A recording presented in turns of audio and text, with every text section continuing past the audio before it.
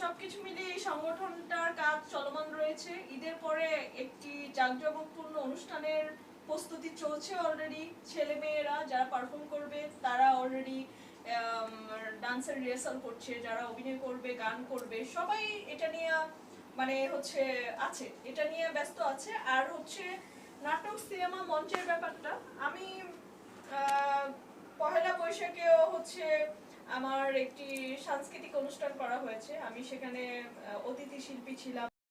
অপমান করছেন যে সুগার ড্যাডি না, আমি এর বাহিরে অনেকের সাথে আমার হচ্ছে সম্পর্ক ইয়াংদের সাথে, জীবনে একটা প্রেম করতে পারিনি, এটা আমার ব্যর্থতা। আর আপনি আসছেন মানে অনেকের সাথে না, আসলে এটা যদি আপনি বলেন, এটা আমি যদি একজন দর্শক হিসেবে বলি আমি সেটা আসলে মেনে নিতে পারবো না। আচ্ছা। আর আমার মনে হয় আমার মতো যারা দর্শক আছে তারা কেউ মেনে নিতে পারবে না। আচ্ছা। প্রথম কথা হচ্ছে আপনি একজন অভিনেত্রী, ইয়েস, একজন নৃত্যশিল্পী, একজন নৃত্যশিল্পী। আর আমরা যতটুকু জানি যে মানুষ মানে ইয়াং জেনারেশন, তরুণ সমাজ কিন্তু এই নৃত্য যারা করে, যে মেয়েদের ভিতরে নৃত্য একটা আর্ট আছে, তাদেরকে বেশি ভালোবাসে এবং তাদের সাথে প্রেম করতে চায়, তাদের মন নাকি নরম হয়, তারা নাকি অনেক রোমান্টিক হয়। তো সেই ক্ষেত্রে আপনি প্রেম করতে পারলেন না, এটা আপনি যদি আমাকে বলেন আমি সেটা বিশ্বাস করবো। প্রেম করতে পারিনি, আমার জীবনে ঠিকঠাক ভালোবাসার মানুষ বা প্রেমটা আসে, সো এটা ব্যর্থতা। যদি এরকম কাউকে পেতাম বা আসতো তাহলে ডেফিনেটলি প্রেম হতো। প্রেম না আসলে, প্রেম তো প্রেম ভালো লাগাটা না, এটা সহজে হয়। ভালোবাসা যেটাকে বলবো, মায়া যেটা, যে মন থেকে মায়া হওয়া, ভালোবাসা, আকর্ষণ, যে মানুষটার জন্য আমার খারাপ লাগবে, ভালো লাগবে, এরকম বিষয়গুলো তো হয়নি। হলে তো ডেফিনেটলি কেউ না কেউ আজকে আমি আপনাদের অনুষ্ঠানে এসে বলতাম যে আমারও একজন মানুষ আছে। কিন্তু এই যুগে যারা অভিনেত্রী আছে বা এই যুগে যারা অভিনেত্রী বাদ দিলাম, ইয়াং যারা আছে তারা তো কেউই এখনকার যুগে বেশিরভাগ মেয়েরাই সবার আগে টাকার প্রসঙ্গটা নিয়ে আসে। ভালোবাসার প্রসঙ্গ নেই বললেই চলে, যে সে আমাকে ভালোবাসলো, আমাকে প্রাণ দিয়ে ভালোবাসলো সবকিছু, কিন্তু সে দিন শেষে আমাকে খাবার দিতে পারলো না, সে আমাকে ভালো রাখতে পারলো না, সে ভালোবাসা আমার দরকার নেই। প্রত্যেকটা মেয়েকে আপনি যখন দেখবেন যে অনেক সংবাদকর্মীরা যখন বিভিন্ন রাস্তায় বিভিন্ন জায়গায় মার্কেটে প্রশ্ন করে, আপনি 90% মেয়েদের কাছ থেকে একটা উত্তরই পাবেন যে আমাকে কেউ বিয়ে করতে হলে তার প্রচুর পরিমাণ টাকা থাকতে হবে। তাহলে আপনি তাদের থেকে আলাদা চিন্তা করতেছেন, আপনি ভালোবাসাটাকে গুরুত্ব দিচ্ছেন। কিন্তু আমি যদি বলি যে এখানে তো 90% মানুষ ভোট দিচ্ছে টাকাকে, যে টাকা হলেই ভালোবাসা, টাকাই সব কিছু। তো সেই জায়গায় আপনি টাকাকে বাদ দিয়ে ভালোবাসাকে প্রাধান্য দিচ্ছেন, এটা কি আপনার আমার মনে হচ্ছে না যে আপনি এটা ভুল করতেছেন? আপনার কি টাকাটা কি বেছে নেওয়া উচিত কিনা? বেঁচে থাকতে হলে টাকার প্রয়োজন। আমরা মানুষ, আমাদের দৈনন্দিন জীবনের যা প্রয়োজন, ওই প্রয়োজনগুলো মেটানোর জন্য টাকা প্রয়োজন।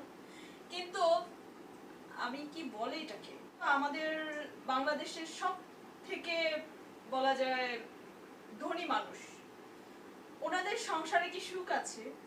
ওনাদের তো হাজার কোটি টাকা, স্বামী স্ত্রীর মধ্যে কি সুখ আছে? যদি সুখ থাকতো তাহলে উনি কি পরকীয়া করতো? উনি তো একাধিক পরকীয়া করেছে, যেগুলো নাকি আমরা সোশ্যাল মাধ্যমে গেলেই দেখতে পাই। টাকাই কি সব? তাহলে তো উনি তো পরকীয়া করতো না। হাজার হাজার কোটি টাকার মালিক, কি দরকার পরকীয়া করা? কারণ টাকা আছে, ওইটাই তো ভালোবাসা। টাকাটা মুখ্য বিষয় নয়। টাকা বাঁচতে হলে প্রয়োজন, কিন্তু যতটুক দরকার, যতটুক না হলে জীবনটা চলে না, অতটুকু দরকার। কিন্তু ইম্পর্টেন্ট হচ্ছে শান্তি, ভালো থাকা। আপনি অনেক টাকার মালিক, আপনার মানসিকভাবে শান্তি নেই, আপনার মনটা অস্থির, সুখ নেই ভিতরে, কি করবেন টাকা দিয়ে? বুঝতে পেরেছি। আমরা যেহেতু দেশের বাইরে প্রসঙ্গ দেব, আপনি বলেছেন আপনার পাসপোর্ট ভিসা নেই, এই জন্য আপনি দেশের বাইরে যাওয়ার সুযোগ নেই। কিন্তু তাহলে তো অবশ্যই কক্সবাজার যেটা অ্যাভেলেবেল আইফোনের জন্য যাচ্ছে এখন, এটা একটা ট্রেন্ডিং বিষয় হয়ে দাঁড়িয়েছে। এখন আপনি যে কোনো মডেল অভিনেত্রীদেরকে বললে তাদের মুখেই চলে আসে যে এখন কক্সবাজার গেলে আইফোন পাওয়া যায়। তো আপনি এই পর্যন্ত কক্সবাজার গিয়ে কয়টা আইফোন পেয়েছেন? মানে কক্সবাজার গেলে আইফোন পাওয়া যায় এবং কয়টা পেয়েছি? কয়টা? কক্সবাজার শুটে গিয়েছি 5 বার, ইউনিটের সবার সাথে শুটে গেলাম, আবার চলে আসলাম কাজ করে, কিন্তু একটা আইফোন যদি কেউ দিল না তো বুঝলাম না। সত্যি কি আপনি কোনো আইফোন মানে পাননি নাকি? হাই, আমি আবার আপনি লুকাচ্ছেন আমাদের কাছ থেকে? কি লুকাবো আপনাদের কাছ থেকে? আমি ছোট ফোন চালাই, আমার তো মানে ভালো একটা টাচ ফোনই নেই, আর আপনি নিয়ে আসছেন আইফোন।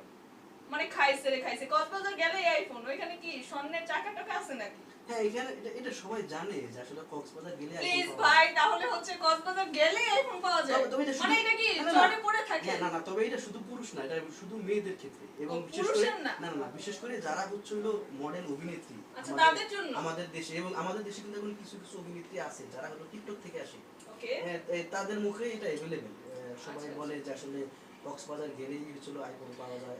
আমাকে আর যদি- হয়তো বা যেহেতু হ্যাঁ, আমি একটু শেষ করি, যেহেতু আপনি একজন অভিনেত্রী, আমি আসলে আপনাকে মানে কোন বিষয়টা নিয়ে আমি প্রশ্ন করছি যে আইফোনটা কোথা থেকে আসে, এটা আচ্ছা। মেবি আপনি ধারণা করে কোথা নিয়েছেন। থেকে আসে? হ্যাঁ, কোথা থেকে আসে বা কে বা আম, যারা আইফোনের জন্য যায়, আমি একদম জোর করে সততার সাথে বলতে পারবো তারা কোনো শিল্পী নয়, শিল্পী নামধারী। একজন ববিতা সাবানা ম্যাডামদের কি কেউ ওই সাহস করে বলতে পারবে যে আপনার আইফোনের জন্য কক্সবাজার গিয়েছিলেন শুটিং এর বাহিরে?